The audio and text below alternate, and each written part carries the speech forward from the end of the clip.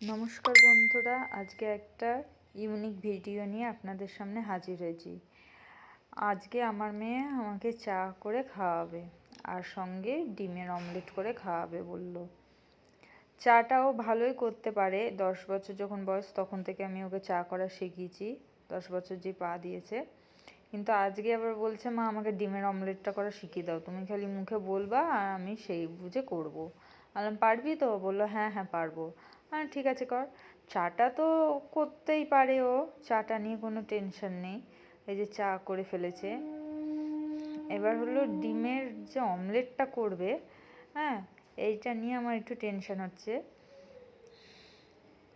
মুখে বলে দিচ্ছি এইভাবে এভাবে কর, ও সেইভাবে করছে। তো এই দেখেন, হুট করে যে পড়ে যাবে এটা বুঝতেই পারেনি ও। তো যাই হোক, মেয়ে যেমনই করুক না কেন নিজের ইচ্ছাতে করছে, এটাই হলো কথা।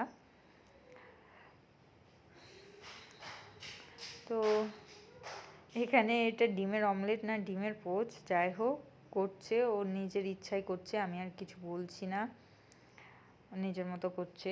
আর ডিমটা তলায় মানে বড় গ্যাসে বসিয়ে দিয়েছে, তো তলায় পুড়ে গেছে, মানে এরকম অবস্থা হয়েছে। তা আমি আবার বাটিটা এগিয়ে দিলাম, আমি বললাম তাড়াতাড়ি তুলতে হবে, নইলে তলাটা এমনিতে পুড়ে গেছে, আরও মানে পুড়ে ছাই হয়ে যাবে, তখন আর খাওয়াই যাবে না।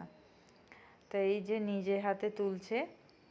আমি বললাম সাঁড়াশিটা নিয়ে আয়, সাঁড়াশিটা করে ধরতে হয়। আমি একটু হাত দিয়ে ধরে তুলে দিলাম যে এইভাবে করতে হয়। এই যে তুলতে পারছে না, আস্তে আস্তে করে তোলার চেষ্টা করছে, প্রথম দিন তো অনেকটাই অসুবিধা হবে, আস্তে আস্তে করে আবার শিখে যাবে। দেখেন বড় গ্যাসে বসিয়েছে বলে নিচটা অনেকটা মানে লাল হয়ে গেছে, কড়া হয়ে গেছে। খাওয়া যাবে না এমন তো নয়। এই যে চলে এসছে চা আর ওনার হাতে ডিমের অমলেট। আজকে এখানেই শেষ করছি। নমস্কার।